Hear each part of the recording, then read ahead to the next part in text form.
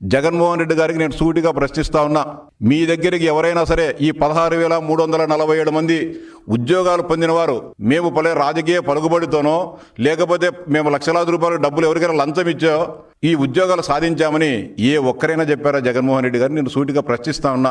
నిజంగా అవినీతి జరిగితేనో లేకపోతే కుంభకోణాలు జరిగితేనే డబ్బులు చేతులు మారితే 10 రోజులు 20 రోజులు మూసిపెట్టగలం.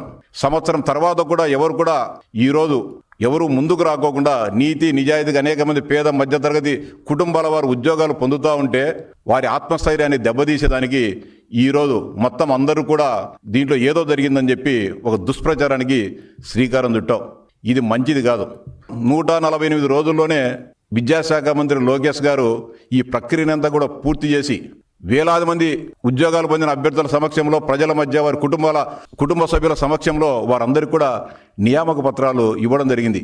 ఈ రాష్ట్రం ఆశ్చర్యంతో పులకించిపోయింది. ఇంత బ్రహ్మాండంగా ఒక పారదర్శకంగా ఇంత ఒక పండుగ వాతావరణంలో గతంలో ఎప్పుడు ఎవరు చేయని విధంగా లోకేష్ గారి కార్యక్రమాన్ని ఇచ్చారు అని చెప్పి ప్రతి ఒక్కరు కూడా సంతోషపడ్డారు.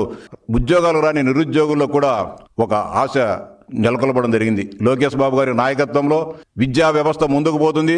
ఖాళీగా ఉన్న ప్రతి ఉపాధ్యాయ పోస్టులను భర్తీ చేస్తారు కాబట్టి మేము కష్టపడి చదువుకోవాల్సిన అవసరం ఉందని చెప్పి ఆ రోజు నుంచే మళ్ళీ ఎవరైతే ఉద్యోగాలు రాని వారు ఉన్నారో అర్హులైన వారు ఉన్నారో వాళ్ళందరూ కూడా చదువుకోవడం జరుగుతుంది. ఇది చూడలేని మీరు రకరకాలుగా మాట్లాడి నిన్న విద్యాశాఖ డైరెక్టర్ మీద కూడా దాడికి పంపించావంటే మీ ఎమ్మెల్సీలను ఎమ్మెల్యేలను నువ్వు ఎంత కుట్రతో ఈ రాష్ట్రంలో ఉన్న నిరుద్యోగ యువత పైన కక్ష కట్టావో అర్థమవుతోంది.